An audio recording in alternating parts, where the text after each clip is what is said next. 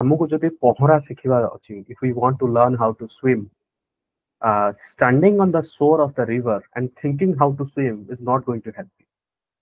अर्थ होची कि नदीर तटरे किंवा कूଳରେ छिड़ा ହେଇକି ଭାବିବା कि एमिति कले मु पहराटा हेई परिबो कि सेटा तुमको केबे भी हेल्प करिबो। जदि तुमको पहरा शिखिबार अछि ताहले तुमको स्विमिंग पूल हो किंवा नदी हो डेइया को पड़े। ओके, आउ डेई साला परे तमरो से साहस केमिति करिवो ता पई मु अछि, ता पई सब टीचर अछंती, ता पई एंटायर एकेडमी अछि। तमे केवल निजर विश्वास रख, निज ऊपर भरोसा रख, गोटे पॉजिटिव माइंडसेट तमे आगु को नेकी चलो।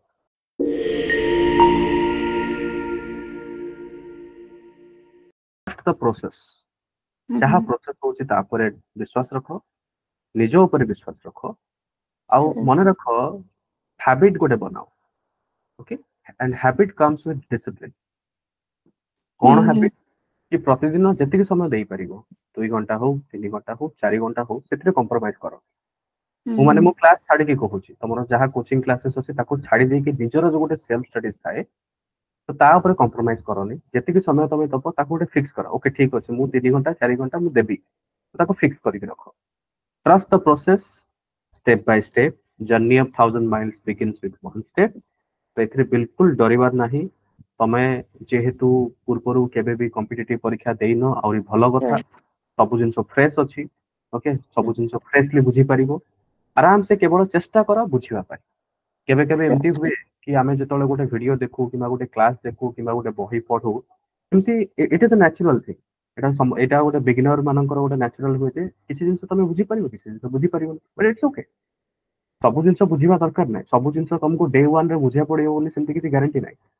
नंबर 1 नंबर 2 एटा भी गोटे बहुत बड़ जिंस तुमको बुझिया पड़ियो। समस्त मु एटा कहूची नॉट ओनली सुभा जे competitive exam specially civil service पढ़ार जो गोटे माइंडसेट अछि, से माइंडसेट को अडॉप्ट करबा पई टिके टाइम लागे। मु गोटे कहि रखु देखो, जेतोले तमे भाबो टिके प्लस 2 तमे थिलो, प्लस 2 रु जेतोले तमे कॉलेज आसिलो, कॉलेज आसीबा समय रे तमरो लाइफस्टाइल चेंज हिला कि नै? किंतु मने पकाओ कॉलेज रे जेतोले तमे आसिलो फर्स्ट ईयर रे तुमको डर थिला कि नै कोन हबो कोन नुह, किंतु फर्स्ट ईयर सरला पर जेतोले सेकंड ईयर को पळा आसिलो तुमको से डर छाडी गला। मु कहिवार अर्थ या मु बुझाउ चाहूची कि सिविल सर्विस परीक्षा पई निजु को प्रथमे अडॉप्ट करियाओ, आ अडॉप्ट करिया पई टेक सम टाइम। पाखा पाखे 10 दिन मासे खंडे टाइम लागिवो। 10 दिन मासे तुमको माने एमती फील हो जे गोटे डायरेक्शनलेस फील हो। तुमको एमती लागिवो जे मु कोन करिवि, अलगा पिला कर दोछन्ती मो द्वारा हेई पारुनी। It's natural. बिल्कुल एटा भाबोनी जे नाइ तमे किबा अलगा जो माने भी सुनुचो सब बिगिनर्स माने अछो, तमे एमती बिल्कुल भी भाबोनी जे नाइ तमे पथ भ्रष्ट हो जाइछो, तुमे गोटे डायरेक्शनलेस हो जाइछो। It's natural.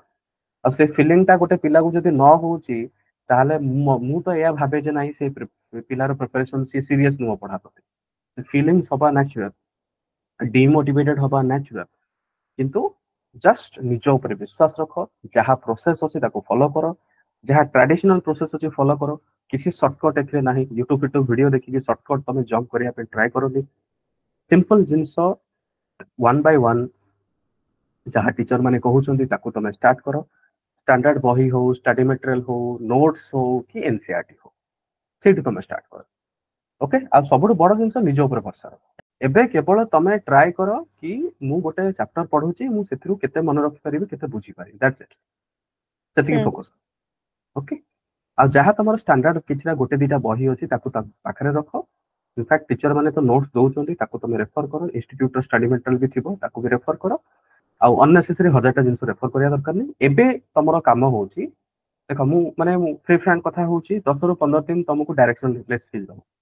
तमे तुमको गोटे केमती गोटे लागिवो कि कोन होउनी होउनी मु कोन बुझी पानु किछि भी, बट इट्स ओके।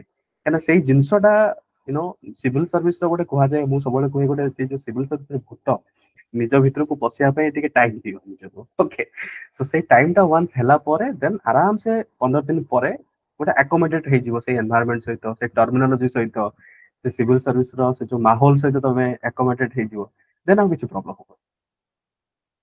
ऑलराइट,